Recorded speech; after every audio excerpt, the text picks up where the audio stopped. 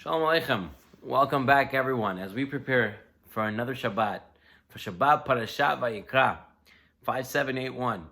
Just 1 week away from Shabbat HaGadol and Pesach being on Motzei Shabbat, as we are preparing, already going through a marathon preparation for Pesach. But let's focus on this week's Parashat Vayikra. Vayikra el Moshe, and Hashem called out to Moshe. And as you'll see in the Sefer Torah, when they pick it up for Hagbah, you'll see that the first word, Vayikra, has a small aleph at the end. And we're all well aware of what the Midrash tells us, that the aleph is small because Moshe Rabbeinu said to Hashem, I don't want to write Vayikra, which means Hashem, you specifically called me. Moshe Rabbeinu was a humble person. He didn't want to write that. He wanted to write Vayikar, that Hashem, we happened to meet. And then you spoke to me. But Hashem said, no, I love you. I specifically called you. We have to write Vayikra. And so they came to a compromise. And they wrote the aleph small. The Lukutei Basar Lukutei tells us that really this is a lesson for life. That anything that happens in life, anything that's a Vayikar, a chance happening, a coincidence, is really a Vayikra, Hashem specifically talking to us. The Hafetz Chaim was once told that the Chinese were building a water dam and then the dam collapsed and many people died. The Hafetz Chaim started to cry away. They said, why are you crying? Yes, it's tragic, but it's not something that you have to cry about. And the Hafetz Chaim said, how can I not cry? This is something that Hashem is telling us. It didn't just happen. It's a message for us. Everything that happens in the world is Hashem specifically talking to us. Sometimes we don't pay attention. And sometimes we let these things happen until it directly hits us at home. The Yalkut Ma'am Lo'ez tells us a story. There were a group of hunters that decided they wanted to go and kill animals for sport. And they went out and they saw a fox and they started to shoot at the fox. And the fox wasn't hurt, but he realized that to get out of this pickle, he has to figure out what to do. And so he decided, as the most cunning animal, he was going to play dead. And he lay down dead on the floor. The hunters were about to move on, and he was about to be saved, but then one of them decided that he wanted the tail of the fox as a souvenir. The fox heard this, but he knew if he would say that he was alive, if he would show them he was alive, they would shoot him dead. So he decided to keep quiet as they cut off his tail. And so in pain, excruciating pain, he kept silent as they cut off his tail. They were about to move along, and one of the other hunters said that his grandfather once told him that the tooth of a fox is good luck. So he went ahead and plucked out that tooth without any Novocaine, without any lidocaine, and he pulled out that tooth. The fox thought to himself, better a toothless and tailless fox than a dead fox. But then came the third hunter. And the third hunter decided that he wanted the head of the fox on his mantle place. And as he was about to cut the head off, the fox realized that if he was going to keep quiet now, he could be completely dead. So the fox decided his best course of action was to wake up and show him that he was alive, and maybe they'll get frightened and they'll all run away. And so it was. He woke up, he showed that he was alive, made some noises. The hunters got scared and they ran away. And now this fox walked away, limping, tailless and toothless, bloodied up and hurt. The Yalkut Ma'am Lo'ez tells us that this is us in life. HaKadosh Baruch Hu sends us messages. Sometimes they affect us financially, sometimes emotionally. But sometimes we don't listen until it keeps coming closer and closer and closer and hitting us more and more and more and more. It's important that we wake up now. Don't wait till it's too late. Wake up already in the beginning. Realize that every little happenstance and chance encounter that happens is really something that Kodesh Baruch Hu is talking to us. The Vayikar is the Vayikra. Rabbi Yisachar Franz shares another thought on this pasuk. Vayikra el Moshe, Vaydaber Hashem. And Hashem spoke to Moshe, as it says in pasuk, Vaydaber elav, Vayikra el Moshe, Vaydaber Hashem elav me'ohel moed le'mor. And Hashem spoke to Moshe from the Ohel Moed. The voice of Hashem is a powerful voice. As we know in Har Sinai, everyone heard Hashem's voice. Powerful and booming. And in this week's parasha, Hashem's voice is coming from the Ohel Moed. It stops at the Ohel Moed, doesn't come out. And only Moshe Rabbeinu hears it. What happened to everyone else? What, is Hashem's voice not any more powerful? Of course it's powerful. Kol Hashem ba'adar, shover harazim. So how could it be no one else heard it? So Yisachar Fan brings down from Yaakov Naiman in his Darchei Musar that says that it's possible that only Moshe Rabbeinu heard Hashem's voice, because it was only Moshe Rabbeinu who was attuned to Hashem's voice. The other people, it passed right by them. You see, there are a lot of frequencies and audio frequencies and sounds out there that not everyone can hear. If you remember a few years ago, an app came out that you can play this app, and the older people couldn't hear it, but the younger people could. There are a lot of sounds in nature that certain animals could hear, and other animals cannot. People can't hear, and dogs can hear. And so it's possible that when Hashem spoke, Moshe Rabbeinu was the only one who could hear because he was paying attention, just like you have a radio and you have to turn it to the right dial to get the right frequency to hear what you want to hear it clearly. Moshe Rabbeinu heard it. Other people weren't ready for it. That's why it says that the voice came from the Ohel Moed, and it stayed in the Ohel Moed. You know what the Ohel Moed is? It's the tent of meeting. It's in the Mishkan. It's a place of Torah. You have to be in Torah. You have to be attuned to HaKadosh Baruch Hu to hear Hashem's voice. You have to be attuned to it. Sometimes messages come and they fly right over our heads. Or we get the wrong messages from them. I remember Rav Zilberstein shares a story that there was a young boy who was set up with a shidduch for a girl. The young boy had a little limp, and the mother of the girl was totally against it. The boy has a limp? Nope, not for our family. And the next day, the husband, who was a Rosh Yeshiva, asked her to bring tea. And before Shacharit, he wanted to drink a little tea. So she brought the tea spilled on her leg. And she started to scream at her husband and saying, because you wanted to drink before Shacharit, that's why it spilled on my leg. Instead of seeing the message being that you were saying something about the boy's leg, the limp, so you got hurt on your leg. People mix up the stories. Mesilat Yesharim tells us sometimes you're blind, you can't see. The message is right there. It's important that a person is attuned and understands that Torah is trying to tell us. Trying to see what the messages are that Hashem is trying to direct to us. Rabbi Yisachar Fran shares a beautiful story that happened. There was a young, secular woman in Eretz Yisrael, and she was going through the Baal Tshuva process, and she was attending seminars. And at one point, she decided to drop out of the seminar. So the director of the seminar, of this religious seminar, reached out to her and said, "What happened? Why are you leaving?" And she says, "You know what?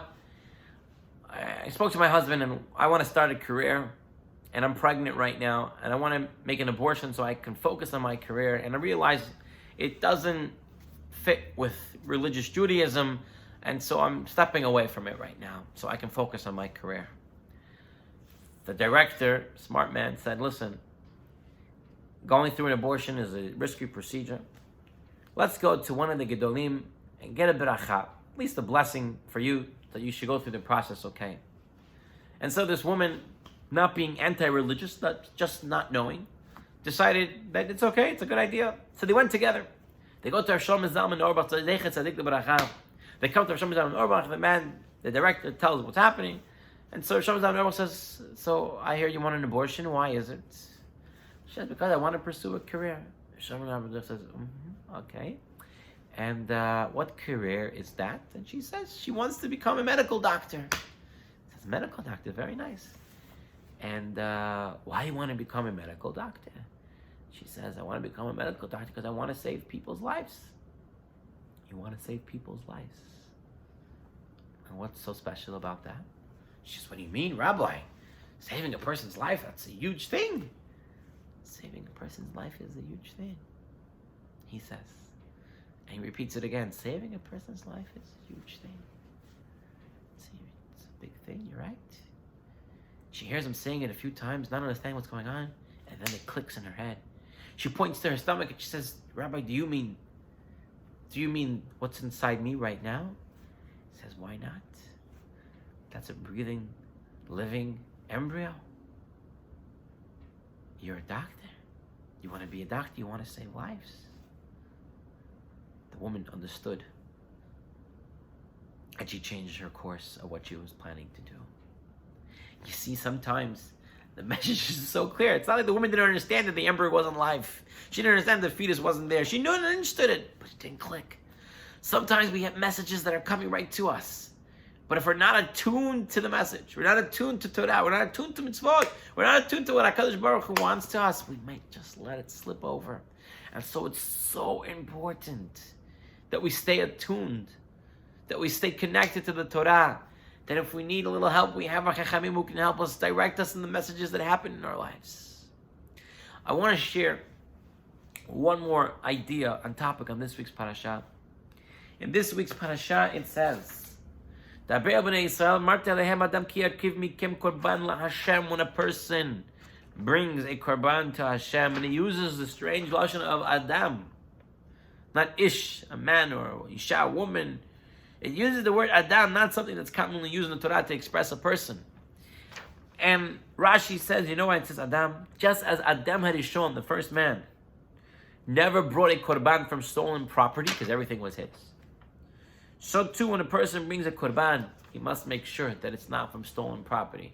Ha-mitzvah baba avera, bringing a mitzvah through an avera is no mitzvah. A person has to make sure when he does a mitzvah, and it's legit. You can't get credit for non-legit mitzvot.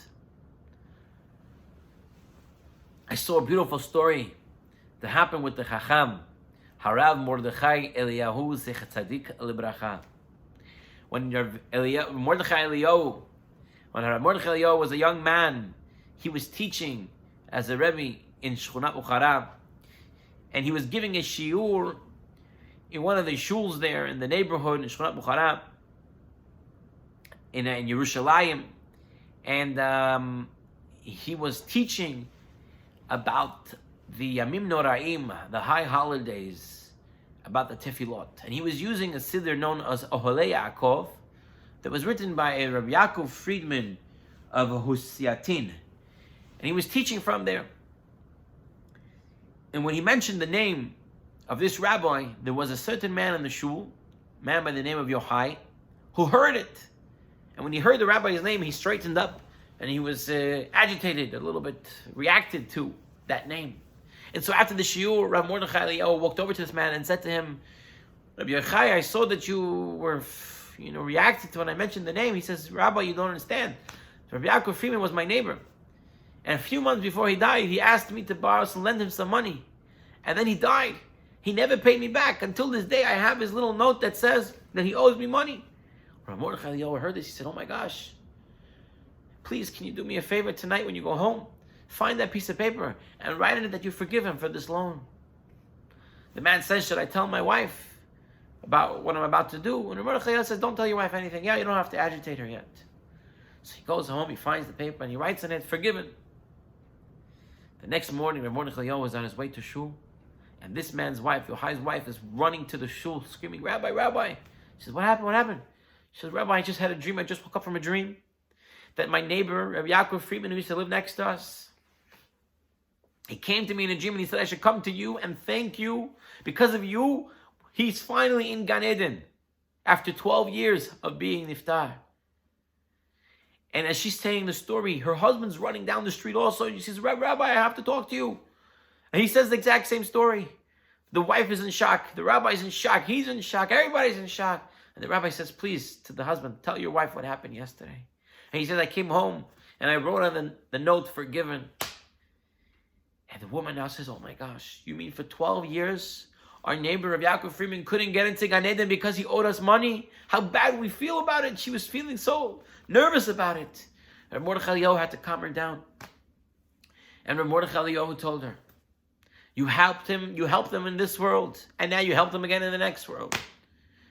How praiseworthy and how lucky you are to have been able to do this for him. There's nothing to worry about. But we see from this story how important it is to make sure that we don't owe people money, that we don't have other people's stuff in our possession, and especially not to do mitzvot with other people's stuff or stolen property. As we're going through Pesach, right, we're preparing for Pesach, and we're throwing out the hametz, it's important to keep in mind also to make sure if there's something in our house that doesn't belong to us, something that we borrowed, we forgot to return, something that we owe, that we promised we were going to give back, then maybe now is also a good time to put that all back. A lot of people have a minhag that before Pesach, they get in touch with the shul to find out what their balance is there and try to pay it off. We want to get rid of what doesn't belong to us.